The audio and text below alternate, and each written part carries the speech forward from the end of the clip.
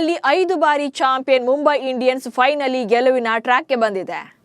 ಮೊದಲ ಪಂದ್ಯದಲ್ಲಿ ಕೆಕೆಆರ್ ವಿರುದ್ಧ ಭರ್ಜರಿ ಗೆಲುವನ್ನ ದಾಖಲಿಸಿದಂತ ಮುಂಬೈ ಆನಂತರ ಸತತ 4 ಪಂದ್ಯಗಳನ್ನ ಸೋತಿತ್ತು. ಈಗ ಗುಜರಾತ್ ವಿರುದ್ಧದ ಮ್ಯಾಚ್ ಅಲ್ಲಿ ಬ್ಯಾಟಿಂಗ್ ಹಾಗೆ ಬೌಲಿಂಗ್ ನಲ್ಲಿ ಅಬ್ಬರಿಸಿ ಗೆದ್ದು ಬೀಗಿದ್ದಾರೆ. ಜಿಟಿ ವಿರುದ್ಧದ ಪಂದ್ಯದಲ್ಲಿ ಎಂಐನ ಅಸಲಿ ಖದರ್ ಸ್ಟಾರ್ಟ್ ಆಯ್ತಾ ಅನ್ನೋ ಬಗ್ಗೆ ಈ ವಿಡಿಯೋದಲ್ಲಿ ಹೇಳ್ತೇನೆ. ನಾನು ಶಾಂತ. ನೀವು ಸುದ್ದಿಯಾನದ ಸಬ್ಸ್ಕ್ರೈಬರ್ ಆಗೋದಕ್ಕೆ ಮರಿಬೇಡಿ. ನರೇಂದ್ರ ಮೋದಿ ಸ್ಟೇಡಿಯಂನಲ್ಲಿ ನಡೆದಂತ ಮ್ಯಾಚ್ ಅಲ್ಲಿ ಟಾಸ್ ಸೋತು ಮೊದಲು ಬ್ಯಾಟಿಂಗ್ ಮಾಡಿದಂತ ಮುಂಬೈ ಪರ ಒನ್ಸ್ ಅಗೇನ್ ಓಪನರ್ಗಳು ಕೈ ಕೊಡ್ತಾರೆ. ಆದರೆ ಆ ನಂತರದಲ್ಲಿ ತಿಲಕ್ ವರ್ಮಾ ಅವರ ಸ್ಫೋಟಕ ಶತಕದ ನೆರವಿನಿಂದ 20 ಓವರ್ಗಳಲ್ಲಿ 5 ವಿಕೆಟ್ಗಳನ್ನ ಕಳ್ಕೊಂಡು 199 ರನ್ಗಳನ್ನ ಕಲೆ ಹಾಕ್ತಾರೆ. ಈ ಮೂಲಕ ಜಿಟಿಗೆ 200 ರನ್ಗಳ ಟಾರ್ಗೆಟ್ ನೀಡ್ತಾರೆ. ಸೊ ಈ ಗುರಿಯನ್ನ ಬೆನ್ನಟ್ಟಿದಂತ ಗುಜರಾತ್ ಕೇವಲ 100 ರನ್ಗಳಿಗೆ ಆಲ್ಔಟ್ ಆಗೋ ಮೂಲಕ ಬರೋಬ್ಬರಿ 99 ರನ್ಗಳಿಂದ ಪಂದ್ಯವನ್ನ ಸೋತಿದ್ದಾರೆ. ಆಕ್ಚುಲಿ ಮುಂಬೈ ಪರ ಪಂದ್ಯದ ದಿಕ್ಕನ್ನೇ ಬದಲಿಸಿದ್ದು ತಿಲಕ್ ವರ್ಮಾ ಹಾಗೆ ಅಶ್ವಿನಿ ಕುಮಾರ್. ಮುಂಬೈ ಗೆಲುವಿಗೆ ಏನೆಲ್ಲ ಕಾರಣ ಆಯಿತು ಅನ್ನೋದನ್ನ ನೋಡ್ತಾ ಹೋಗೋಣ. ಮೊದಲನೇದಾಗಿ ಬ್ಯಾಟಿಂಗ್ ಆರಂಭ ಮಾಡಿದಂತ ಮುಂಬೈ ತಂಡ ಪವರ್ ಪ್ಲೇನಲ್ಲೇ 3 ಪ್ರಮುಖ ವಿಕೆಟ್ಗಳನ್ನ ಕಳ್ಕೊಳ್ಳುತ್ತೆ. ಸೊ 3 ವಿಕೆಟ್ಗಳನ್ನ ಕಳ್ಕೊಂಡು ಸಂಕಷ್ಟದಲ್ಲಿ ಸಿಲುಕ್ತಾರೆ. ಜೊತೆಗೆ ರನ್ ರೇಟ್ ತೀರಾ ಕುಸಿಯುತ್ತೆ. ಸೊ ಡಿಕಾಕ್ 13 ರನ್ಗೆ ಔಟ್ ಆದ್ರೆ ಡ್ಯಾನಿಶ್ ಮಲೇವಾರ್ 2 ರನ್ ಹಾಗೆ ಒನ್ಸ್ ಅಗೇನ್ ಸೂರ್ಯಕುಮಾರ್ ಯಾದವ್ 15 ರನ್ಗಳಿಗೆ ವಿಕೆಟ್ ಒಪ್ಪಿಸ್ತಾರೆ. ಆ ನಂತರದಲ್ಲಿ ಸ್ವಲ್ಪ ಕಾಂಟ್ರಿಬ್ಯೂಷನ್ ಅನ್ನ ಕೊಟ್ಟಿದ್ದು ನಮಧೀರ್ 45 ರನ್ಗಳನ್ನ ಕಲೆ ಹಾಕ್ತಾರೆ. ಸೊ ಇಂಥ ಟೈಮಲ್ಲಿ ತಿಲಕ್ ವರ್ಮಾ ಸ್ಟಾರ್ಟಿಂಗ್ ಅಲ್ಲಿ ಸ್ಲೋ ಆಗಿ ಗೇಮ್ ಸ್ಟಾರ್ಟ್ ಮಾಡಿದ್ರು ಕೂಡ ಆನಂತರ ಫುಲ್ ಅಬ್ಬರದ ಬ್ಯಾಟಿಂಗ್ ಅನ್ನ ಶುರು ಮಾಡ್ತಾರೆ. 45 ಎಸೆತಗಳಲ್ಲಿ ಸ್ಫೋಟಕ ಶತಕವನ್ನ ಬಾರಿಸ್ತಾರೆ. ಜೊತೆಗೆ ಅಜೇಯರಾಗಿ ಉಳ್ಕೊಳ್ತಾರೆ.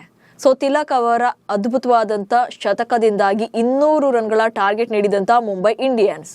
ಸೊ ಇಲ್ಲಿ ಮೊದಲ 22 ಬಾಲಲ್ಲಿ ತಿಲಕ್ ವರ್ಮಾ ಕೇವಲ 19 ರನ್ಗಳನ್ನ ಕಲೆ ಹಾಕಿರ್ತಾರೆ.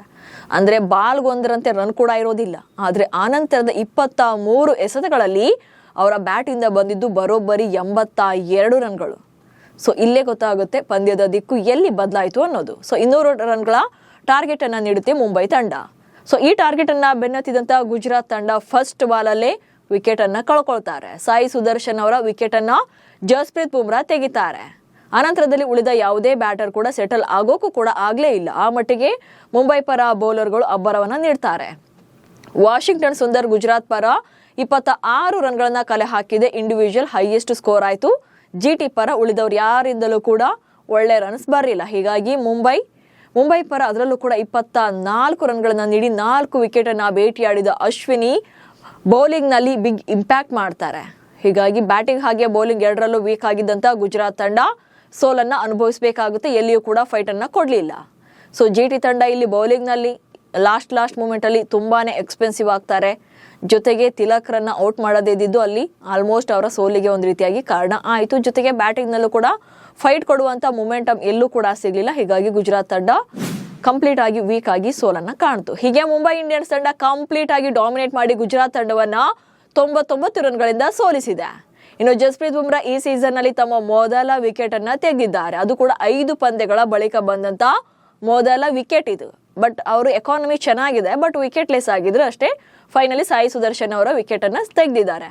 ಇನ್ನು ಮುಂಬೈ ಆಟಗಾರರ ಪ್ರದರ್ಶನದ ವೇಳೆ ಹಾರ್ದಿಕ್ ಪಾಂಡ್ಯ ಕುಣಿದು ಕುಪ್ಪಳಿಸಿದ್ದಂತ ದೃಶ್ಯಗಳು ಸಿಕ್ಕಾಪಟ್ಟೆ ವೈರಲ್ ಆಗ್ತಿವೆ. ಫೈನಲಿ ಮುಂಬೈ ಇಂಡಿಯನ್ಸ್ ತಂಡ ಗೆಲುವಿನ ಹಳಿಗೆ ಬಂದಿದೆ.